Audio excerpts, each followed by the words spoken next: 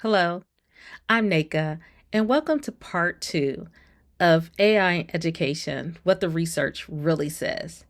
You may be wondering about my qualifications to discuss this topic, and I actually completed my doctoral research on AI in education and its implementation in K 12 learning environments, kindergarten through 12th grade. If you are interested in a little light reading of 100 plus pages, I did drop the link to my dissertation in the description. I hope you enjoy it. So, as far as the findings, in part one, I did discuss a teacher facing finding, and I invite you to watch part one to learn more. I want to focus on part two of these findings, which is a student facing finding.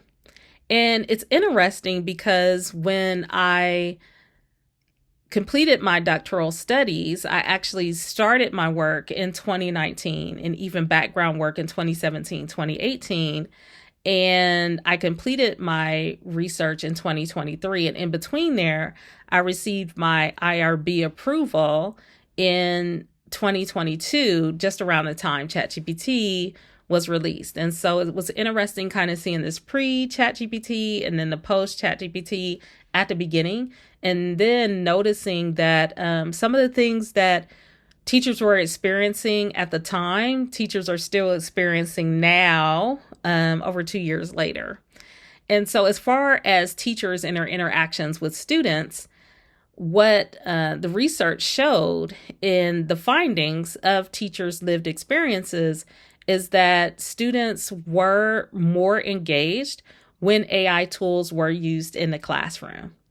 Now, let me explain a little more about what that engagement looked like and how students experienced that engagement.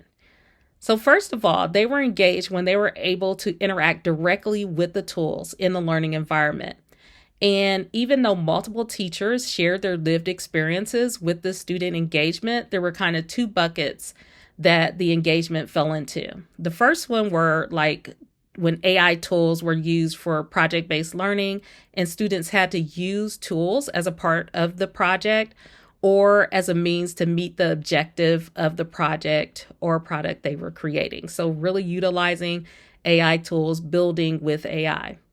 The other part was AI tools used as a gameplay in terms of helping students in their learning journeys.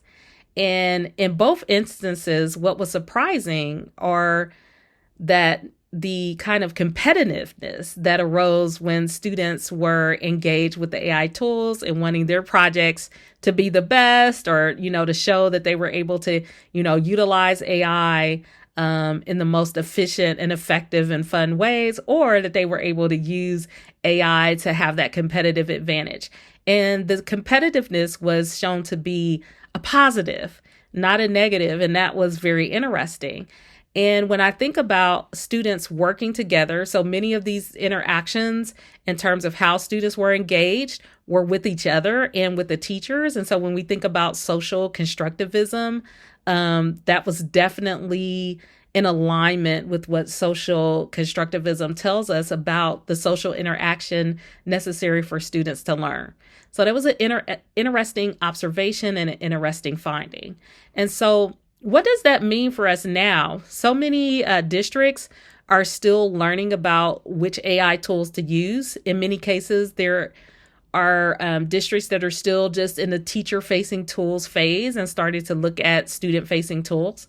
And so if the research is telling us that students first are more engaged when they are utilizing artificial intelligence tools in a classroom, what we also need to look for are those extra pieces. First of all, can these AI tools, will the students be able to interact directly with these tools? Will it help them achieve a goal, complete a project? Or will it help them interact in a friendly, competitive way through some type of gameplay? And that is a great place to start when you're looking at tools. Obviously, all of the things that we need to consider in terms of safety, in terms of privacy for our students, age appropriateness, and alignment to district and campus goals, all of those things need to be considered. But based on the research thus far and the finding, is that students are more engaged.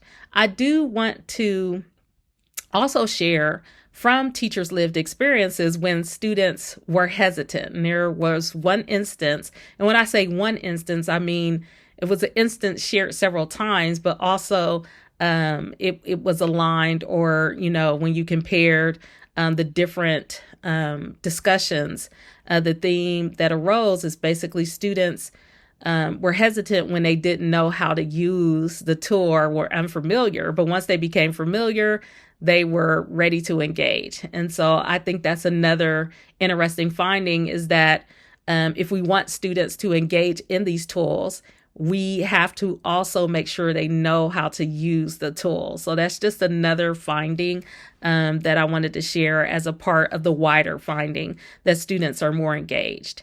So just to recap, just very briefly, when students use AI tools in the classroom, engagement does increase. When they interact directly with the AI tool, and there is a level of competitiveness that arises that is positive when they are utilizing these AI tools. Thank you for spending the time to learn about the second finding from what the research really says. And I hope you stick around to watch part 3. Thank you.